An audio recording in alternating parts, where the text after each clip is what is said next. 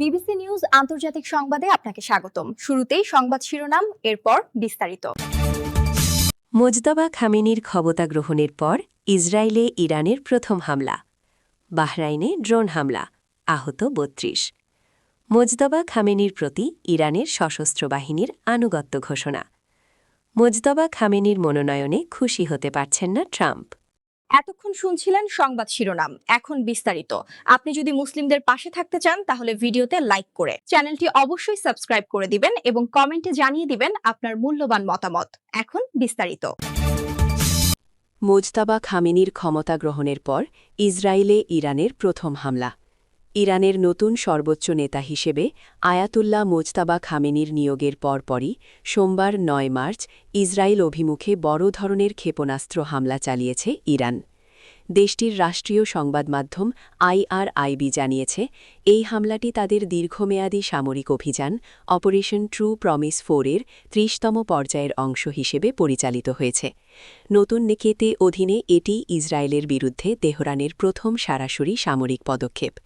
ইরানের বিপ্লবী গার্ড বাহিনী এক বিবৃতিতে নিশ্চিত করেছে যে তাদের ছোড়া ক্ষেপণাস্ত্রগুলো মধ্যপ্রাচ্যে অবস্থিত মার্কিন সামরিক ঘাঁটি এবং উত্তর ইসরায়েলের বিভিন্ন কৌশলগত স্থাপনাকে লক্ষ্য করে নিক্ষেপ করা হয়েছে। এই হামলার মাধ্যমে মোজতবা খামেনির শাসনামলের শুরুতেই আঞ্চলিক উত্তেজনা এক নতুন মাত্রায় পৌঁছেছে। এদিকে ইসরায়েলি জরুরি পরিষেবা এবং সংবাদ সংস্থা APF জানিয়েছে, ইসরায়েলের আকাশ প্রতিরক্ষা ব্যবস্থা অনেকগুলো ক্ষেপণাস্ত্র রুখে দিতে সক্ষম হয়েছে। তবে মধ্যাঞ্চলীয় শহর রিশন লেজিওনে একটি বাধাগ্রস্ত ক্ষেপণাস্ত্রের ধ্বংসাবশেষ পড়ে এক নারী সামান্য আহত হয়েছেন। এই হামলার পর পুরো অঞ্চল জুড়ে উচ্চ সতর্কতা জারি করা হয়েছে এবং দুই দেশের মধ্যে সরাসরি যুদ্ধের আশঙ্কা আরও ঘনীভূত হচ্ছে। বাহরাইনে ড্রোন হামলা, আহত ৩২ জন। বাহরাইনের রাজধানীর কাছে ইরানের ড্রোন হামলায় অন্তত ৩২ জন আহত হয়েছেন। দেশটির রাষ্ট্রায়ত্ত সংবাদ সংস্থা বাহরাইন নিউজ এজেন্সি এই তথ্য জানিয়েছে।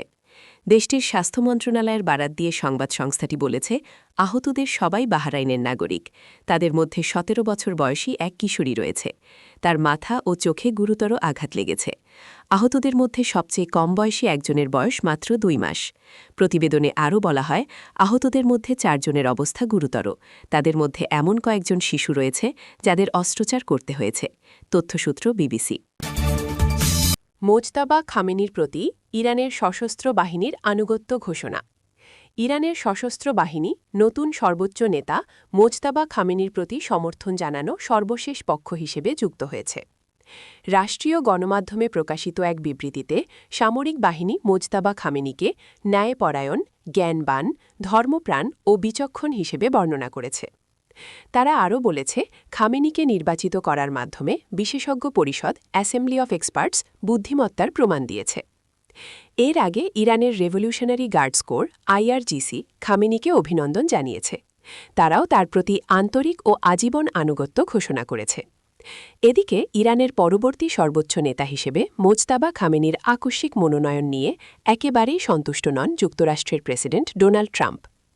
ফক্স নিউজের জনপ্রিয় সঞ্চালক ব্রায়ান কিলমিড এক প্রতিবেদনে দাবি করেছেন যে ব্যক্তিগত আলাপচারিতায় ট্রাম্প তাকে জানিয়েছেন তিনি এই সিদ্ধান্তে একেবারেই সন্তুষ্ট নন। কিলমিডের ভাষ্যমতে, তেহরানের এই রাজনৈতিক পালাবদল নিয়ে ট্রাম্প সরাসরি তাকে বলেছেন, আমি এই বিষয়ে মোটেও খুশি নই। মোজতবা খামেনির মনোনয়নে খুশি হতে পারছেন না ট্রাম্প। ইরানের পরবর্তী সর্বোচ্চ নেতা হিসাবে মোজতবা খামেনির আকস্মিক মনোনয়ন নিয়ে এবার মুখ খুলেছেন যুক্তরাষ্ট্রের প্রেসিডেন্ট ডোনাল্ড ট্রাম্প। ফক্স নিউজের জনপ্রিয় সঞ্চালক ব্রায়ান কিলমিড এক প্রতিবেদনে দাবি করেছেন যে ব্যক্তিগত আলাপচারিতায় ট্রাম্প তাকে জানিয়েছেন তিনি এই সিদ্ধান্তে একেবারেই সন্তুষ্ট নন। কিলমিডের ভাষ্যমতে, তেহরানের এই রাজনৈতিক পালাবদল নিয়ে ট্রাম্প সরাসরি তাকে বলেছেন, আমি এই বিষয়ে মোটেও খুশি নই। যদিও ডোনাল্ড ট্রাম্প এখন পর্যন্ত জনসমক্ষে বা সামাজিক যোগাযোগ মাধ্যমে এই মনোনয়ন নিয়ে সরাসরি কোনো আনুষ্ঠানিক বিবৃতি দেননি, তবে তার এই ব্যক্তিগত মন্তব্য বিশ্ব রাজনীতিতে বেশ গুরুত্ব পাচ্ছে। বিশেষ করে মোজতবা খামেনির মতো একজন কট্টরপন্থী এবং পূর্বতন নেতার উত্তরাধিকারীকে ইরানের ক্ষমতায় আসীন করার বিষয়টি ওয়াশিংটন ও তেহরানের মধ্যকার বিদ্যমান উত্তেজনাকে আরও উস্কে দিতে পারে বলে ধারণা করা হচ্ছে।